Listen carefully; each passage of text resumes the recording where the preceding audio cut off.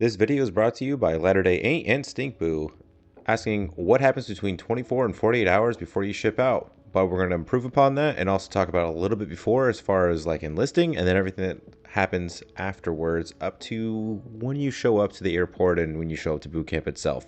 If you have questions, leave them down in the comment below. We'll make a video about it as well. To make sure I got the right information, I reached out to a recruiter buddy of mine so he can give me the proper information and where to go to set you up for success. And it all starts here. So you first walk into the recruiter's office. They're going to need some information. Some of the things you need is to be a U.S. citizen or a legal permanent resident for enlisted, be between the ages of 17 and 41 for enlisted programs. Age requirements for officer programs vary, and then there's more detail about that if you talk to the recruiter. Have a high school diploma or a GED equivalent for enlisted, or have a 4-year degree from an accredited university for officer. Have a qualifying score of the Armed Service Vocational Aptitude Battery, also known as the ASVAB, and that's for enlisted, or for the Officer Aptitude Rating, or OAR, and Aviation Selection Test Battery, or the ASTB for officers. Pass the Military Entrance Processing Station, or MEPS, for medical exam. Meet the physical, mental, and moral standards of the Navy. So when you first walk in, they're going to ask for all that basic information. So we're talking more so enlisted because I'm enlisted, and if you're watching this video, you're probably also enlisted as well. After you give all that basic information and assuming you're in the proper age and everything is good to go, you're going to need to take the ASVAB. Now, before you could only take it at MEPS, but now you can take the ASVAB in the recruiting office, and it's called the PICAT. After you take the PICAT, you're still going to have to go down to MEPS just to verify the score. They might ask some of the questions back to you to make sure you score the same, but if some of them that you got wrong, you end up answering right, it could actually increase your score. So all in all, it's beneficial. It looks like it's limiting the amount of trips you have to go down to MEPS.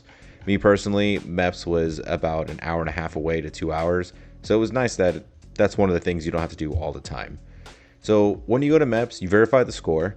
And if they're continue processing, you got to do physical. There's multiple things. It's basic checkup stuff to make sure you're good to go. If you already have a medical background, it's pretty easy for them. But regardless, everyone has to go through this thing where they put you in a room and they make you do like multiple movements and stuff to make sure you don't have limited range of movement. And it's like a checkup, but it's more in depth. But once you clear medical, you're going to sit down and sit with the processors to make sure your paperwork is correct. Get a little bit of fingerprinted. And then you're going to sit down with the classifiers. So if you're sitting down with the classifiers, you are good to go. You're ready to be joining into the Navy as an enlisted personnel. At that point, you're going to start picking your job. Now, when you start picking your job, it depends on what your score is and what you're trying to go for. So once you pick the job that you want, or hopefully your job is available that you want, because you may not qualify for that job. And yes, you can retake the ASVAB later on and say, no, thank you. I'll come back and I'll retake the ASVAB. Talk to your recruiter about that. It's a little bit more in-depth process and making it kind of simple, but it is possible to retake the ASVAB and come back later and try to get a better score. Once you pick your job though, then you will get an associated ship date because it's needs of the Navy. Maybe they need you really bad and they might be like, hey, you can ship tomorrow if you want. And then other times they might say, hey, you might have to wait a few months. But regardless, if you're not shipping right then and there, you're going to be put into what's called DEP, or the Delayed Entry Program. When you're in the delayed entry program, that means you agree to a contract and you're just waiting for your ship date. So let's pretend for this situation, your ship date's in like 3 months. It's a date that you're cool with and you're good to go out and it's the job you want. Well, what happens is you're going to have like weekly meetings. Now, depending on the recruiting station, you might actually physically meet with them every week.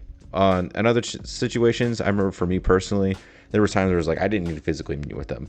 So instead, I just had a phone call with them each week, make sure everything was good. I'm still ready to go. I'm still willing to go. And at this point, you actually can still back out of your contract.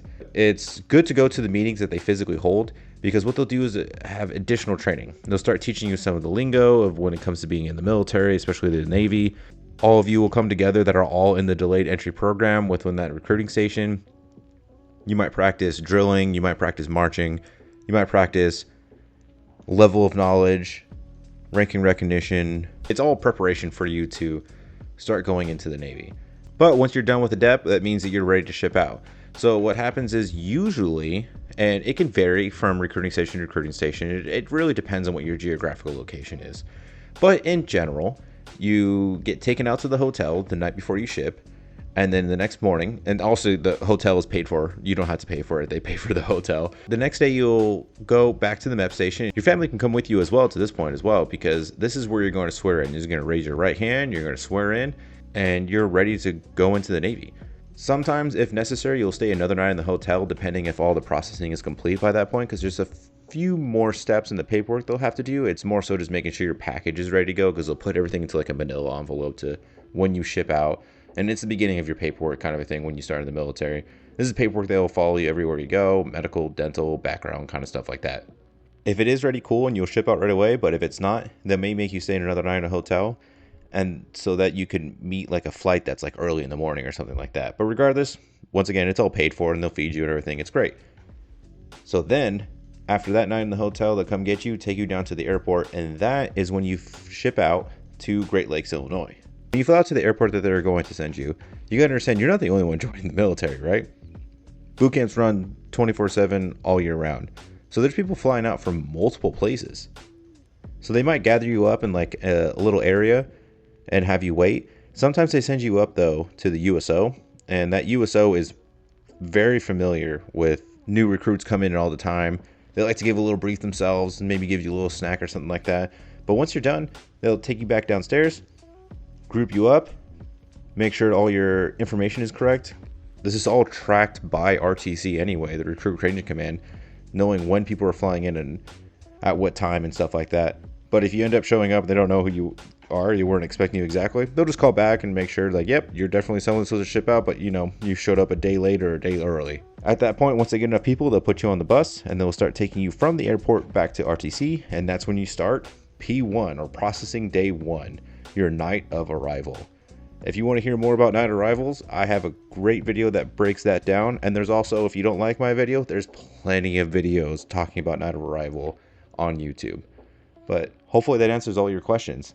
If you have any more, put them down in the comments section. Hooyah Navy.